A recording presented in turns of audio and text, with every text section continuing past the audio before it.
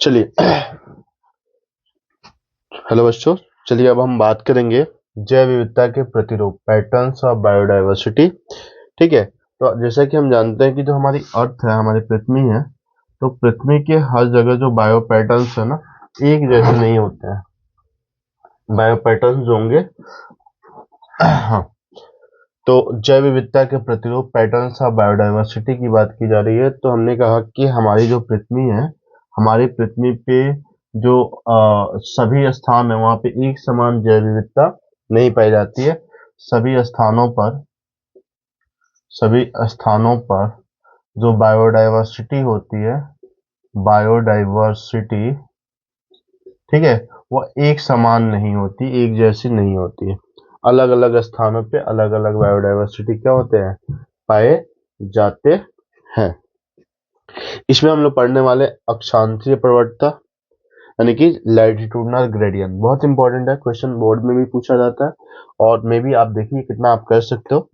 तो देखिए, अगर हम लैटिट्यूडनल ग्रेडियंट्स की बात करते हैं तो हमने कहा कि प्लांट और एनिमल में जो विविधता पाई जाती है,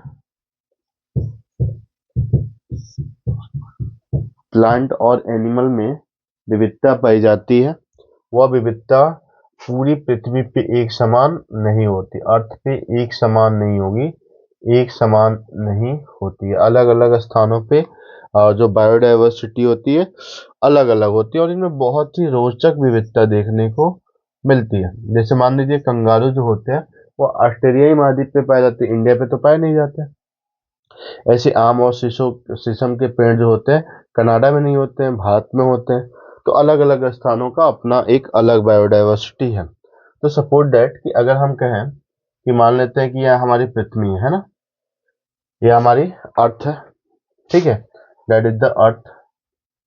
अब अर्थ को हम 20 से दो भागों में बांट देते हैं, तो इसको हम बोलते हैं भूमध्य रेखा। क्या बोलते हैं इसको? भूमध्य रेखा बोलते हैं, ठीक है। अब भूमध्य रेखा के अलावा अगर हम देखें तो पृथ्वी का ऊपरी हिस्सा जो होता है बोलता है नॉर्थ पोल।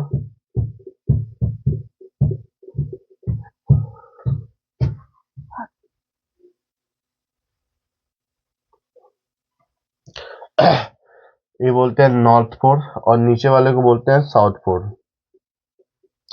साउथ पोल, ठीक है। तो ये दो हिस्से हो गए।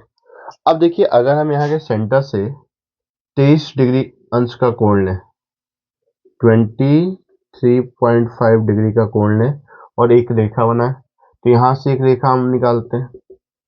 फिर हम यहाँ से 66.5 डिग्री का कोण बनाते हैं, ठीक है। तो यह पूरा कोण 66.5 डिग्री का हो जाएगा, ठीक है, नॉर्थ में। तो यहाँ से एक रेखा निकालते हैं, ठीक है। तो अब देखिए, यह जो इलाका, पहले तो हम बात करते हैं इस इलाके के ना, कि यह जो रेखा है इसको बोलते हैं ट्रॉपिक ऑफ कैंसर। इसको बोला जाता है ट्रॉपिक ऑफ कैंसर। कहाँ पाया जाता है? नॉर्थ साइड में 23.5 डिग्री पे पाया जाता है। ऊपर वाले को बोलते हैं आर्टिक सर्कल, आर्टिक सर्कल, ठीक है। 66.5 डिग्री पे ही है और ये कितने पे? 23.5 डिग्री पे यह रेखा पाई जाती है।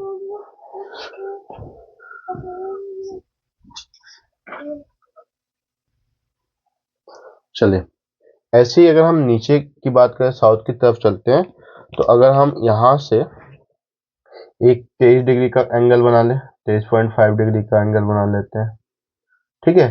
तो यहाँ से एक रेखा निकलेगी, इसको बोलते हैं tropic of Capricorn, tropic of Capricorn. यह 23.5 डिग्री इधर है, साउथ पोल की तरफ है। ऐसे ही अगर हम 66 डिग्री का बना लेते हैं, 66.5 का, यहाँ से एक रेखा जाएगी, तो इसे हम बोलते हैं Antarctic circle, Antarctic, Antarctic circle, ठीक है, और ये कितना है 67.5 डिग्री पे स्थित है। अब देखिए अगर हम देखें तो यह जो 23.5 डिग्री नॉर्थ और 23.5 डिग्री जो है साउथ में है, तो यह जो इलाका है इसको बोलते हैं उष्णकटिबंधीय क्षेत्र, इसको हम बोलते हैं उष्णकटिबंधीय क्षेत्र।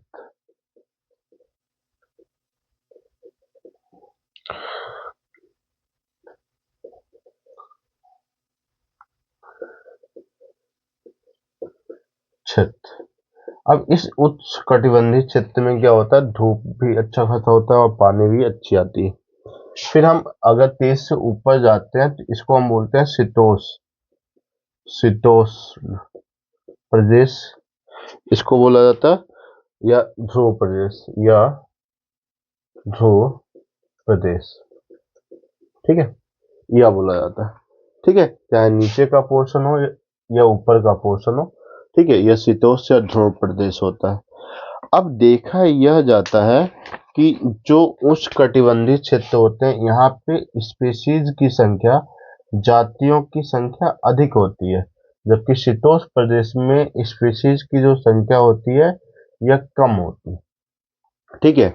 अब या तो हम ध्रुव से जब हम नीचे की तरफ आते हैं तो जो स्पीशीज की संख्या है ना, स्पीशीज की संख्या यह बढ़ने लगती है, इंक्रीज होने लगती है, लेकिन जैसे ही हम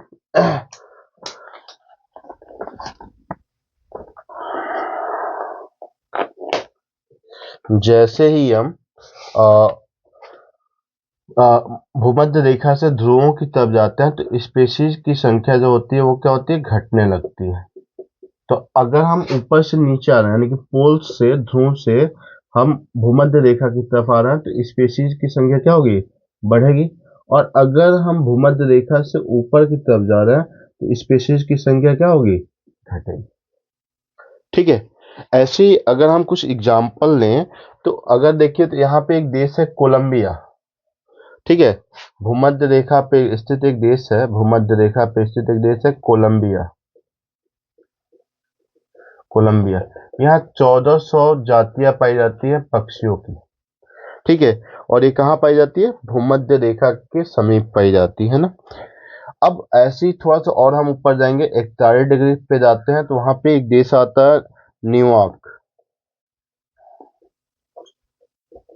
न्यूयॉर्क जो 23 डिग्री के आसपास है, 23.5 डिग्री के आसपास है कोलंबिया, तो जातियों की संख्या कितनी है, 1400, और वैसे ही हम न्यूयॉर्क के आसपास जाते हैं जो कि 41 डिग्री अंश पे बनता है, ठीक है, तो यहाँ पे जातियों की संख्या हो जाती है 105, ठीक है, और अगर हम 71 डिग्री पे चले जाते हैं, यहाँ से 71 डिग्री का कोण लेंगे तो एक देश आता है ग्रीनलैंड, ग्रीनलैंड, यहाँ पे जातियों की संख्या हो जाती है मात्र 56, 71 डिग्री पे जो जाति पाई जाती है वो कितनी पाई जाती है, 56 पाई जाती है, तो ये हो गया।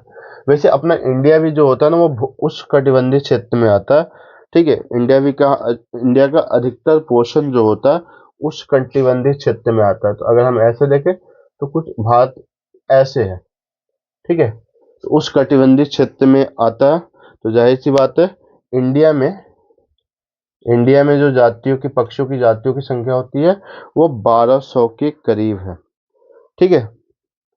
ऐसे ही एक एग्जाम्पल और हम देख सकते हैं, एक और एग्जाम्पल क्या देख सकते हैं, अमेजन, अमेजन के जो जंगल होते हैं दक्षिणी अमेरिका में पाए जाते हैं, इसे पृथ्वी का फेफड़ा भी कहते हैं, अमेजन को क्या कहते हैं, पृथ्वी का फेफड़ा भी कहते हैं। यह उष्णकटिबंधीय वर्षा वन है जहाँ पे बरसात ज्यादा होती है, तो यह है क्या, उष्ण कटिबंधीय वर्षावन, वर्षावन है, ठीक है।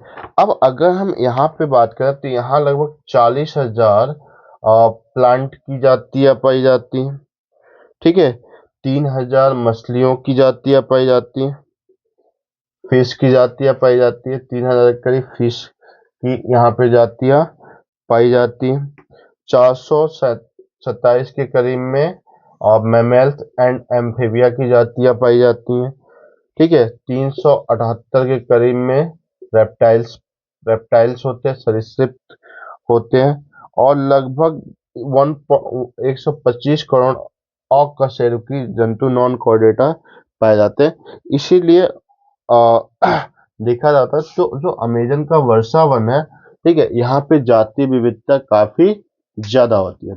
अभी हमने बात किया कि लैटिट्यूडनल रीजन में जो अमेरिका दक्षिणी अमेरिका में पाया जाने वाला अमेजन वर्षा वन है, यह उष्णकटिबंधीय वर्षा वन होता है। यहाँ पे बायोडायवर्सिटी या जैव विविधता पृथ्वी पे सबसे ज्यादा होती है। यहाँ 40,000 के करीब में प्लांट की जाती है, 3,000 मछलियों की जाती है, 2700 स्तनधारी और उभयचर की जाती है, 378 के करीब में रेप्टाइल्स है, और लगभग 1.25 लाख के करीब में नॉन कॉर्डेटल्स पाए जाते हैं। ठीक है, तो ये हो जाता है। यह एक इम्पॉर्टेंट क्वेश्चन बोर्ड के हिसाब से, और पूछा भी जाता है, थोड़ा कॉम्प्लिकेटेड भी पड़ता है, और सबसे मजेदार है कि नीट वगैरह के एग्जाम में आपके लिए बहुत बहुत इंपॉर्टेंट है। ठीक है, यहाँ से कहीं से भी कोई भी क्वेश्चन उठा लेता, मोस्टली कर नहीं पाते, क्योंकि यह जो क्वेश्चन है, यह टॉपिक जो है वो भूगोल से भी, यानी कि जियोग्राफी से भी थोड़ा सा रिलेट करता है, और बच्चे यहाँ पे कंफ्यूज हो जाते हैं ना। टीचर्स मोस्टली टीचर पढ़ाते नहीं, या तो यूट्यूब पे वगैरह से कंटेंट लेके पढ़ाते हैं। जहां से भी आप पढ़िए, इसको एक बार समझ लीजिए। कोशिश मैंने की है कि आपको बेहतर तरीके से समझाएं, और अगर आपको समझ में आया तो बहुत बहुत धन्यवाद। ठीक है, थैंक यू, मिलते हैं नेक्स्ट वीडियो में।